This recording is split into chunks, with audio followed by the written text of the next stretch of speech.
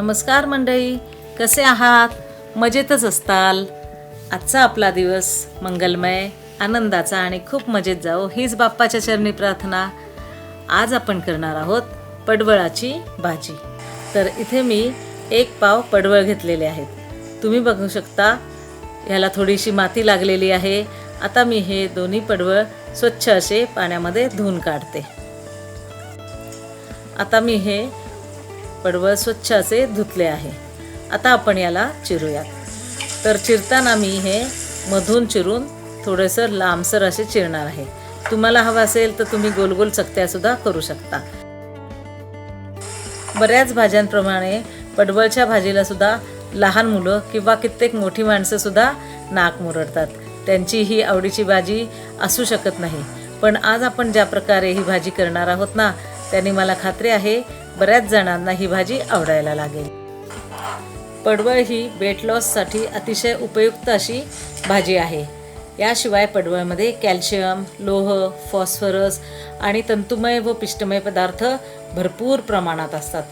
तसेच त्वचा विकारांवर पण पडवळ अतिशय परिणामकारक आहे. म्हणून आपल्याला पडवळला दुर्लक्षित करून चालणार नाही. तर आता चिरताना या पडवळमध्ये असे काही रेषे येतात.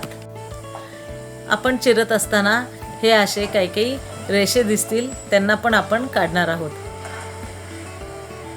अशा प्रकारे मी आता ही सगळी भाजी चिरून घेतलेली आहे. चला तर आता आपण पुढची तयारी करूयात. गॅसवर एक कढई मी तापत ठेवलेली होती. आता त्यामध्ये मी अतिशय थोडे असे तेल टाकत आहे, कारण आपण ही भाजी वेट लॉससाठी करत आहोत. तर आता आपली मोहरी घालून झालेली आहे.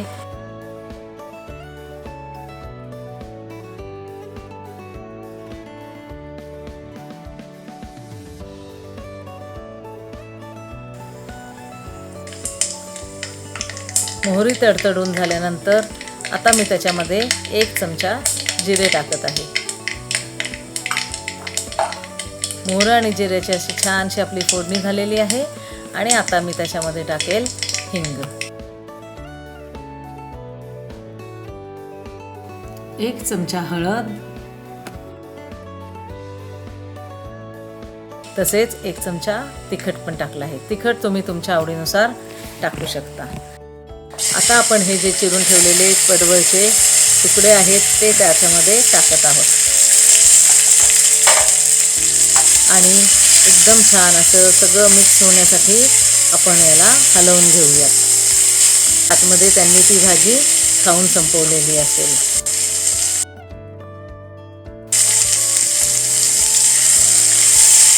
व्यवस्थित अशी हलवून झाल्यानंतर आता मी या भाजीवर झाकण ठेवेन.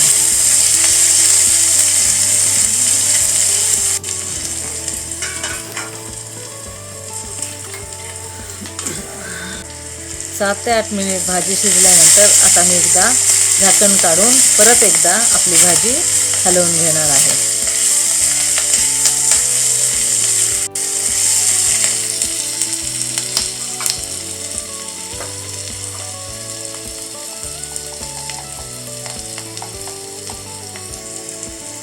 आता मी यामध्ये 1 चमचा मीठ टाकलं आहे.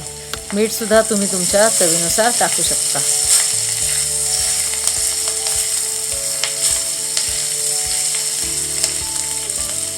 परत मिक्स करून मी याच्यावर पुन्हा एकदा झाकण ठेवत आहे आणि आता 7 ते 8 मिनिट मी त्याला वाफ येऊ देणार आहे.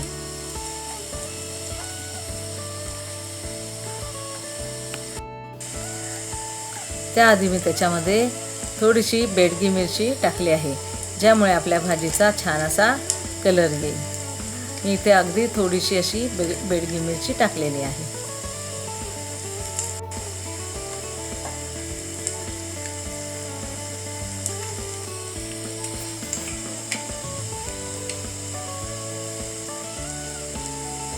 आणि मी 1 चमचा चाट मसाला इथे टाकत आहे. आता आपली भाजी तयार झालेली आहे. मी याला एकदा छान असं मिक्स करणार आहे आणि झाकण ठेवून 2 मिनिट फक्त शिजू देणार आहे. ही आपली भाजी खाण्यासाठी एकदम तयार आहे. खूपच चटपटीत अशी ही भाजी लागते आणि ही सर्वांनाच आवडते.